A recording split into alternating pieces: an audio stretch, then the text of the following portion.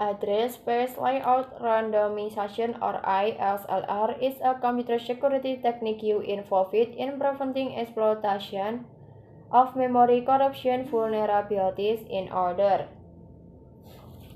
to prevent an attacker from reliability jumping to, for example, a particular exploited function in memory.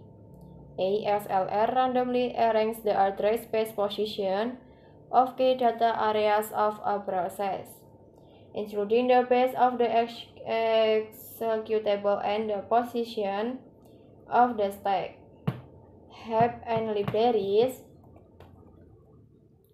History. The Linux project first coined the term ISLR and published the first design and implementation of ISLR in July as a patch for the Linux kernel.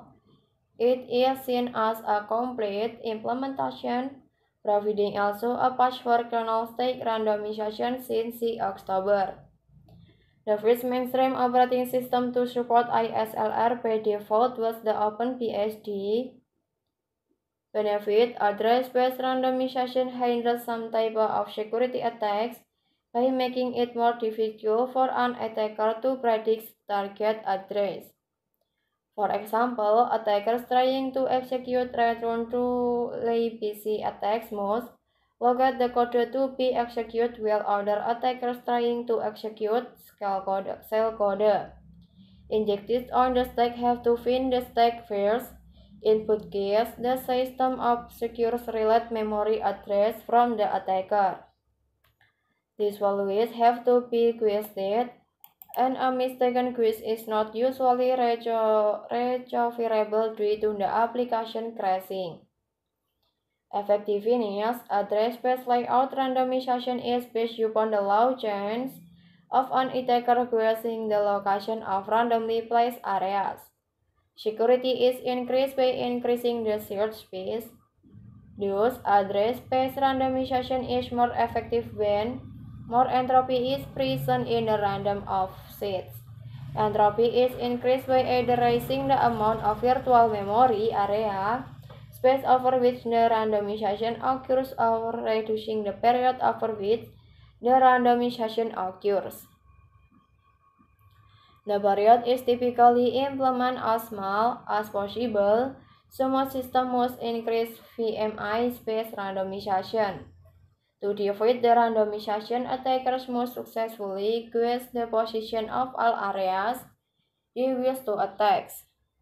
For data areas, should a stack and heap, where custom code or useful data can be loaded. More than one state can be attacked by using knobs, threads, for code or report copies of data. This allows an attacker to succeed if the area is randomized to one of a handful of values. In contrast, code area should as library-based and main executable need to be discovered actively. Often these areas are mixed. For example, stack frames are injected onto the stack and a library is returned into. The following variables can be declared.